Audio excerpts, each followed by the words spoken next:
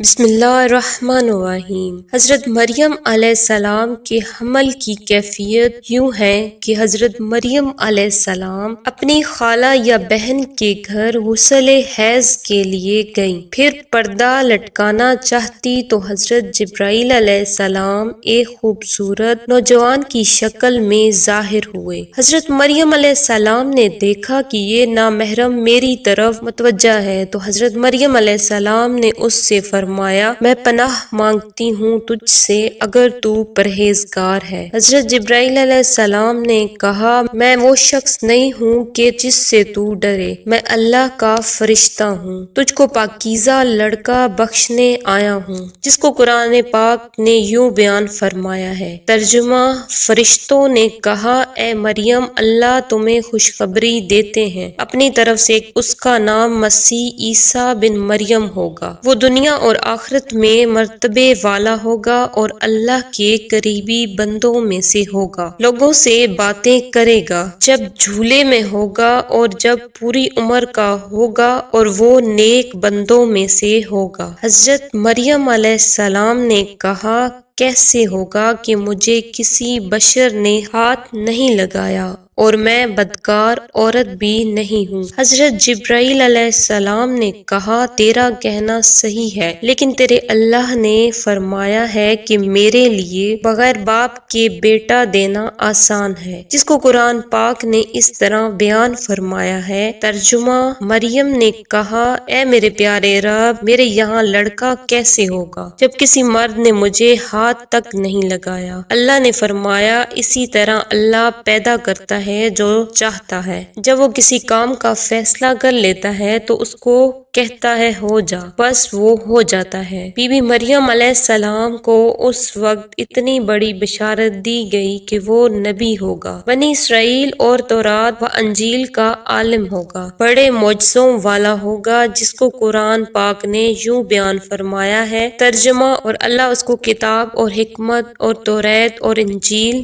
سکھائے گا، اور وہ رسول ہوں گے بنی اسرائیل کی طرف۔ حضرت عیسیٰ علیہ السلام کی پیدائش۔ غرض یہ کہ تمام بشارتوں کے بعد حضرت جبرائیل علیہ السلام نے حضرت مریم علیہ السلام کے گریبان میں روح مبارک کو پھونک دیا، جس سے فی الفور حمل ٹھہر گیا۔ حضرت مریم علیہ السلام فرمایا کرتی کہ دوران حمل تنہائی میں حضرت عیسیٰ علیہ السلام مجھ سے باتیں کرتے تھے اور مجمع میں خدا کی تسبیح بیان کرتے تھے، حالانکہ آپ علیہ السلام ابھی پیٹ میں تھے۔ حضرت مریم علیہ السلام اور آپ کی خالہ صاحبہ جب آپس میں ملاقات کرتی تھی تو ایسا معلوم ہوتا کہ خالہ کے پیٹ کا بچہ یعنی حضرت یحییٰ علیہ السلام بھانجی کے بچے یعنی حضرت عیسیٰ علیہ السلام کی طرف جھکتا ہے، یعنی سلام کرتا ہے۔ ابن کثیر: یوسف نجار جو بی بی مریم علیہ السلام کے ماموں کا بیٹا تھا، وہ بیت المقدس میں عبادت کرتا رہتا تھا اور کبھی کبھی حضرت مریم علیہ السلام کو خالہ کے پاس پہنچ جاتا تھا۔ جب حمل کی حالت سے آگاہ ہوا تو اس نے بھی تحقیقات کی تو حضرت مریم علیہ السلام نے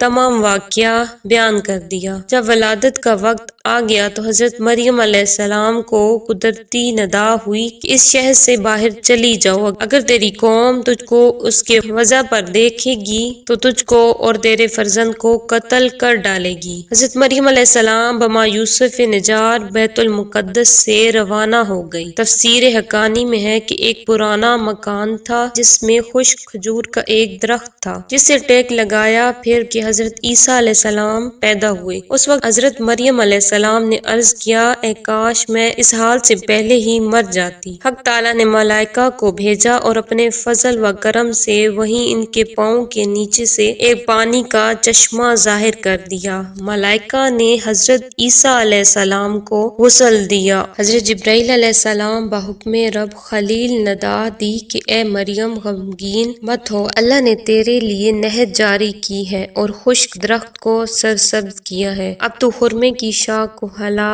وہ تجھ پر تازہ خرمے گرائے گا تو تازہ خرمے کھاؤ اور بیٹے کے دیدار سے اپنی آنکھیں ٹھنڈی کر۔ حضرت مریم علیہ السلام نے کہا اگر مجھ سے پوچھیں کہ یہ بچہ کہاں سے لائی ہے تو میں کیا جواب دوں گی؟ حضرت جبرائیل علیہ السلام نے کہا اگر تو کسی کو دیکھے تو اشارے سے کہہ دینا کہ میں نے خدا کے لیے روزہ نذر کیا ہے کہ کسی بنی آدم سے بات نہ کروں گی۔ اس زمانے میں کھانے اور پینے کے علاوہ باتوں سے بھی روزہ ہوتا تھا۔ تفسیر حقانی، جس کو قرآن پاک نے یوں بیان فرمایا، ترجمہ: بس مریم علیہ السلام نے اس کا حمل اٹھا لیا اور وہ اس کو لے کر ایک دور کی جگہ چلی گئی۔ پھر درد ذا اس کو کھجور کے درخت کی طرف لے گیا۔ اس نے کہا کاش میں اس سے پہلے مر جاتی اور بھولی بسری چیز ہو جاتی۔ پھر مریم علیہ السلام کو اس نے نیچے سے آواز دی کہ غمگین نہ ہو، آپ کے رب نے آپ کے نیچے ایک چشمہ جاری کر دیا ہے اور آپ کھجور کے تنے کو اپنی طرف ہلائیے،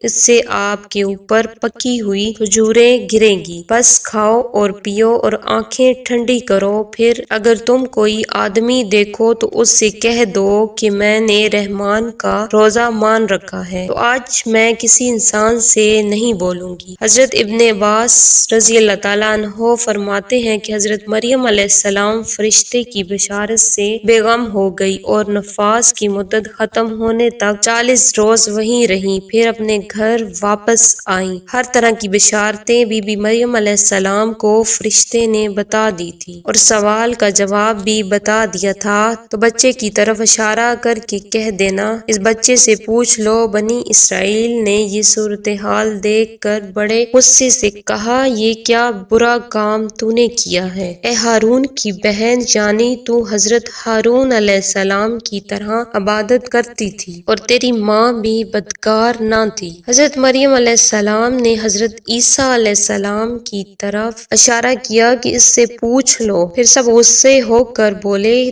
تو ہم سے تمسخر کرتی ہے، ہم اس چھوٹے بچے سے باتیں کریں؟ اتنے میں حضرت عیسیٰ علیہ السلام بول پڑے کہ میں بندہ خدا ہوں اور خدا نے مجھے کتاب دی ہے اور مجھے نبی بنایا ہے۔ جب یہود نے یہ معجزہ دیکھا تو ان کی زبان بند ہوگی، چنانچہ ارشاد فرمایا، ترجمہ: پھر اس کو گود میں لیے ہوئے اپنی قوم کے پاس آئی۔ لوگوں نے کہا اے مریم تو نے تو بڑا طوفان کر ڈالا، اے ہارون کی بہن، نہ تمہارا باپ کوئی برا آدمی تھا اور نہ تمہاری ماں بدکار تھی۔ پھر مریم علیہ السلام نے اس بچے کی طرف اشارہ کیا۔ لوگوں نے کہا کہ ہم اس سے کیسے بات کریں گے جو کہ گود میں بچہ ہے؟ بچہ بولا میں اللہ کا بندہ ہوں، اس نے مجھے کتاب دی اور مجھ کو نبی بنایا۔ معارف القرآن میں ہے کہ جس وقت خاندان کے لوگوں نے حضرت مریم علیہ السلام کو ملامت کرنا شروع کر دیا تو حضرت عیسیٰ علیہ السلام اس وقت دودھ پی رہے تھے۔ جب انہوں نے یہ سنا تو دودھ چھوڑ دیا